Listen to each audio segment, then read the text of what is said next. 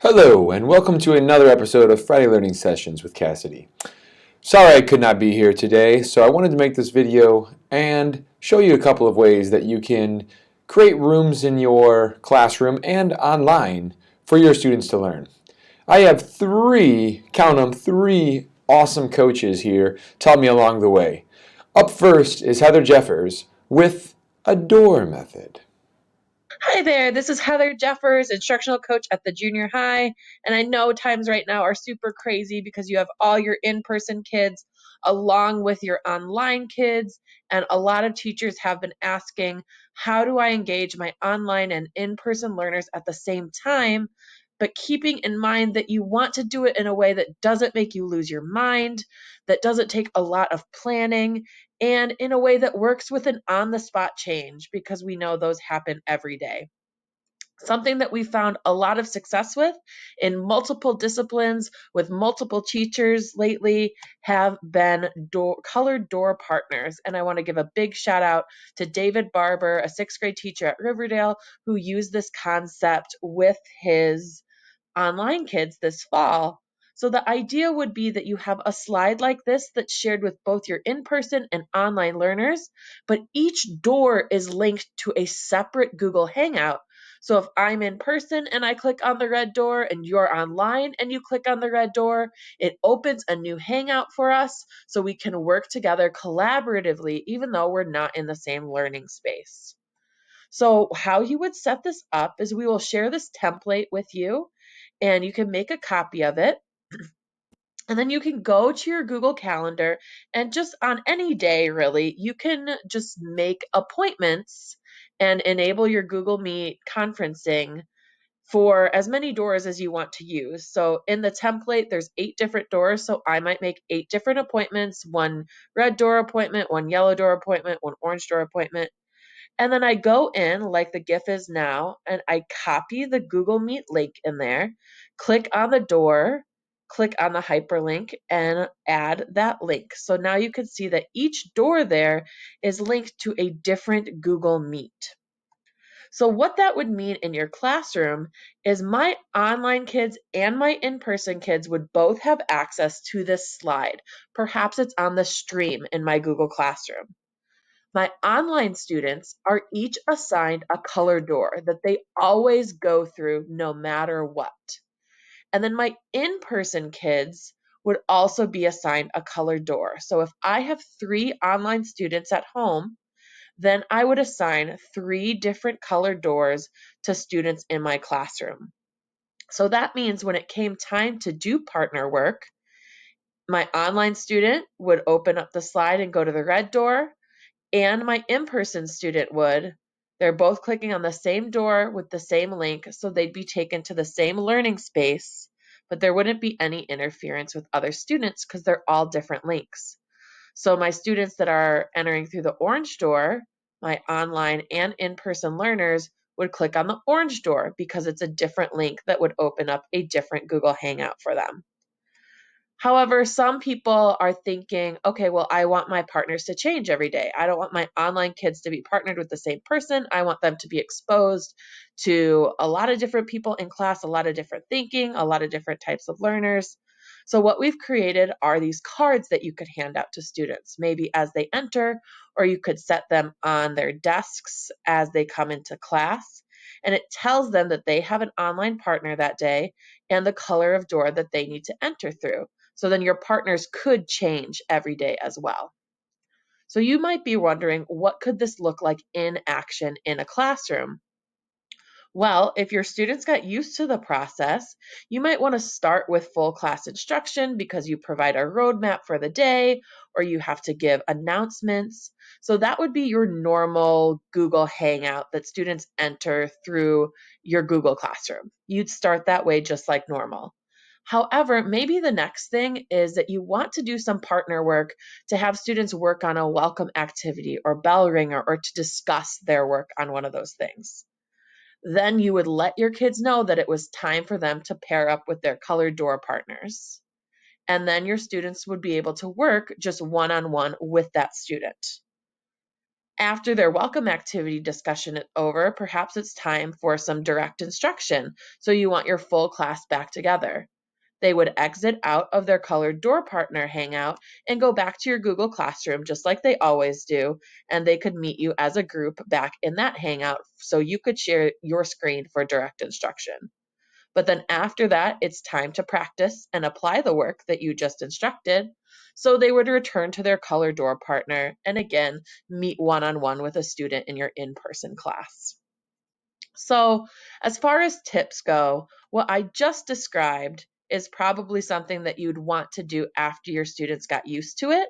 So, we'd say that start small. So, the first couple times you use color door partners, perhaps just use it during one time during class.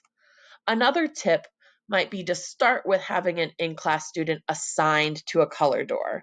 And once everybody kind of gets used to that process, then you could introduce the idea of switching partners every day. However, we do recommend that your online learners maintain the same color of door all the time.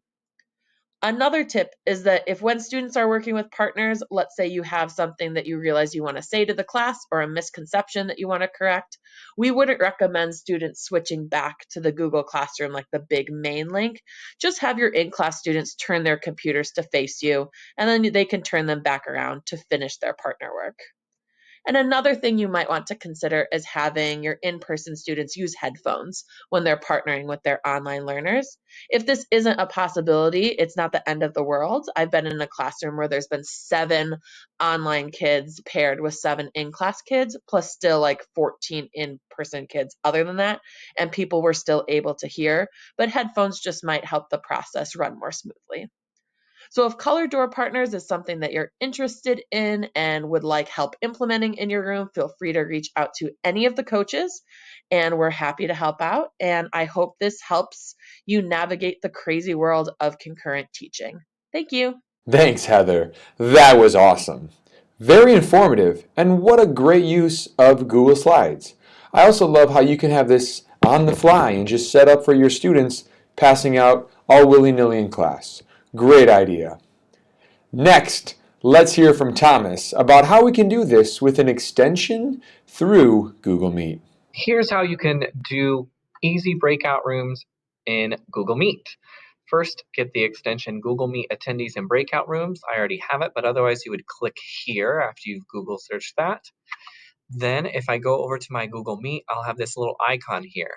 When students get into the Meet, I can click refresh and everyone should populate. Then there's a button down here. You can't see it all that well unless I go full screen. Move that a little bit. Group generator, I can choose by numbers or users per group or number of groups. So if I choose I want there 3 groups, generate, it populates those for me, then copy the links, the Meet links, and I can post those. And so it creates them right in the chat. If I go back and I want to copy the groups that it made, and Stacy's the only one in this, so it puts her in group 1, I can do that in the chat as well, and we're ready to go. If you want to be more purposeful and planned ahead, there is a comparison list where you can either type in the names of the students in your class, or what I found is that once the students generate in here, you can take all this and move it over and create that list here, first period. Save that list. And then when they get into the Google Meet next time, you can compare that list. Oh, Stacy's here, it gives a check. As opposed to if I go to test 2, I had Sarah, Russell, Catherine, and Stacy in there, and I compare, it shows me Sarah and Catherine aren't here, so when it goes to generate those groups, it's not going to include those people in there. If for some reason I wanted to add a student that wasn't on here, I wanted to add Catherine in, I can just drag her name over here, and she's added to this group. You can then move these students. You can't put it right over the number, but just move it to the other number, and you can easily move people that way as well. Hopefully that helps. Thomas, truly invigorating stuff. Great job. I especially love the idea of how you can do that right in the Google Meet and have the links all right there.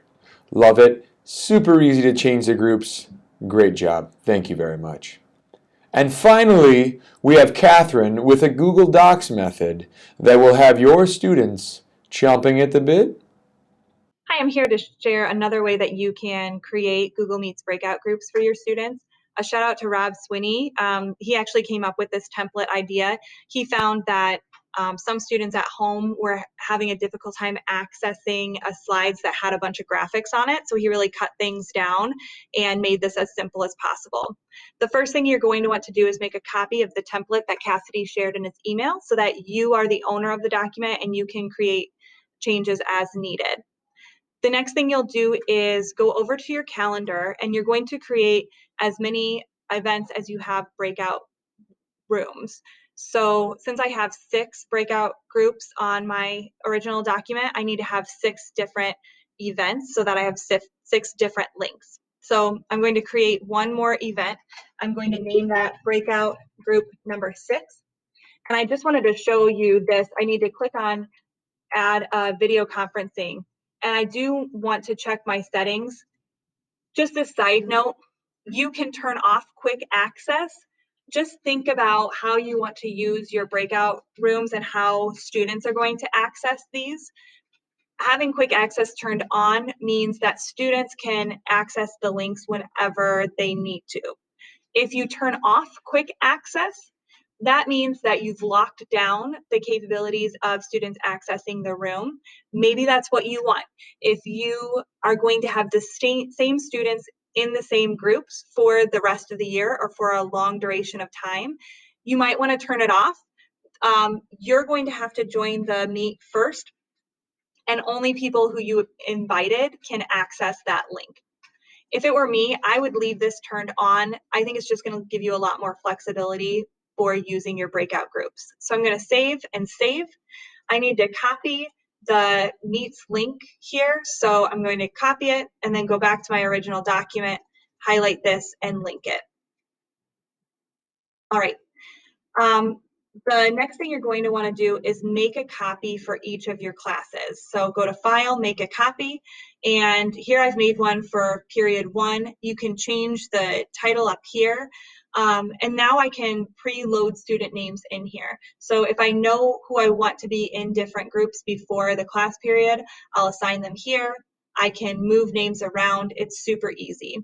The last thing you're going to want to do then is post this as material in your Google Classroom. Double check the share settings. It should be for Pleasant Valley schools. So just make sure that that's the case. All right, and this is one other way that you can create Google Meets breakout groups for your students. Thanks, Catherine. That was awesome. Well, I want to say thank you to all 3 of our special guests, Heather, Thomas, and Catherine. Thank you so much. Very informative stuff.